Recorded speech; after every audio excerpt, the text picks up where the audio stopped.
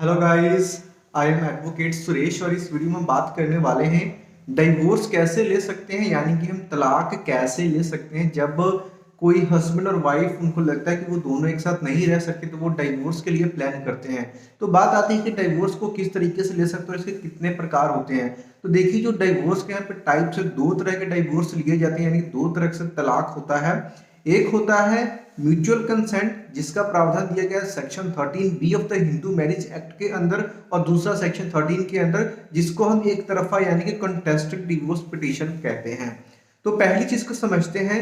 अगर आप husband wife हैं, आप दोनों कोई ये रजामंदी से दोनों कोई चाहते हैं कि ठीक है, हम दोनों का आपसी डिवोर्स हो जाना चाहिए क्योंकि हम कुछ भी रीजन एक्स वाई जेड है, हम एक साथ नहीं रह सकते हैं। इसके लिए कंडीशन क्या है कि एटलीस्ट 1 साल तक आप लोगों ने एज अ हस्बैंड वाइफ वाले रिलेशन ना बनाए हों, तो आप म्यूचुअल डाइवोर्स के लिए लगा सकते हैं। म्यूचुअल डाइवोर्स में क्या होता है, जो भी कंडीशन से मान के चलिए आपके पास बच्चे हैं, तो बच्चे की कस्टडी किसके पास रहेगी, आपको कुछ खर्चा चाहिए तो आप कितना खर्चा लोगो, क्या मेंटेनेंस होगा, ये सारी चीजें एक हस्बैंड और वाइफ खुद ब खुद ये आप डिसाइड करके कोर्ट में जाते हो। म्यूचुअल वाले में कोर्ट ने आपके लिए कुछ भी डिसाइड नहीं करना है, सारा कुछ आप अपने हिसाब से तय करके आप कोर्ट में जाते हो। दो मोशंस होते हैं। पहली बार जब आप कोर्ट में जाओगे, एक आपका दोनों की तरफ से एप्लीकेशन फाइल होगी कोर्ट के अंदर, जहां पे आप फर्स्ट टाइम जाओगे वहां पे आपके स्टेटमेंट्स होंगे। फिर आपको कोर्ट है 6 मंथ का कूलिंग पीरियड का टाइम देगा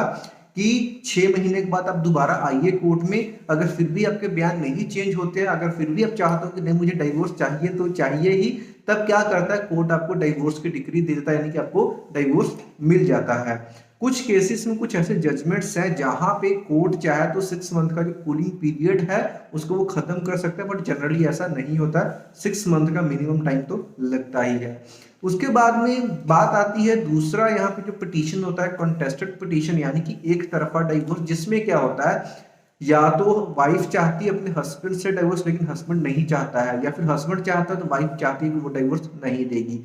ऐसे केसेस के लिए अगेन पिटीशन लगती है, जिसमें कुछ ग्राउंड्स होते हैं का मान के चलिए कि बीइंग अ वाइफ अगर वो अपने हस्बैंड से डाइवोर्स चाहती है तो कुछ ना कुछ तो रीजन होगा। वो रीजन क्या हो सकते हैं, मान के चलिए हस्बैंड वाइफ के ऊपर क्रुएलिटी कर रहा है, शादी होने के बाद किसी और औरत के साथ उसके सेक्सुअल रिलेशंस है, वो अडल्ट्री कमिट कर रहा है, तो ये भी एक ग्राउंड है। या फिर मान करके चलिए कि हस्बैंड को कोई ऐसी बीमारी है, या फिर वो ये बोलिए कि वो मेंटल है, या फिर कोई ऐसा बीमारी है जो कि फैल सकता है। इस तरह के काफी मतलब यहाँ पे 6 या 7 ग्राउंड्स हैं। या फिर कुछ भी क्रुएल्टी मारपीट कर रहा है, इस तरीके की चीजें, या फिर 7 साल हो गए, या फिर उसका कोई अता पता नहीं है, या फिर उसने किसी धर्म को ऐसे कबूल कर लिया, उसने संसार की जो सारी चीजें उसको छोड़ दी हैं, मतलब उसका कोई मतलब नहीं है, या फिर कुछ ऐसे रिलीजन में चला गया। तो ऐसे कुछ कंडीशंस हैं। इन कंडीशंस को अगर वो मतलब ऐसा कर रहा है, कमिट कर रहा है, तो इसके अगेंस्ट दूसरी पार्टी कोर्ट में कंटेस्टेड डिवोर्स की पिटीशन लगाती है। आजकल के टाइम में अगर मैं बात करूं, जैसे हम केसेस डील करते हैं, ज्यादातर क्या होता है कि जो हस्बैंड है वो ड्रिंक करता होता है, मारपीट करता होता है, इस तरह की चीजें होती है, या फिर अडल्ट्री कमिट कर रहा होता है। तो ये जो वैलिड ग्राउंड्स है, इसके ऊपर कोर्ट में केस लगता है, जिसमें जो आदमी ने, जिस पार्टी ने केस लगाया, उसका भी यहाँ पे पक्ष रखा जाता है, और साथ में जो ऑपोजिट पार्टी है उसको भी पूरे प्रॉपर यहाँ पे टाइम दिया जाता है, वो भी अपना पक्ष रखता है।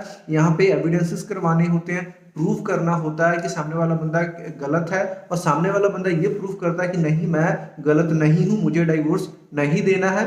तो इसके बाद में लास्ट में ये कोर्ट डिसाइड करती है पूरे केस को, ट्रायल को देखने के बाद, कि डाइवोर्स देना चाहिए या नहीं देना चाहिए।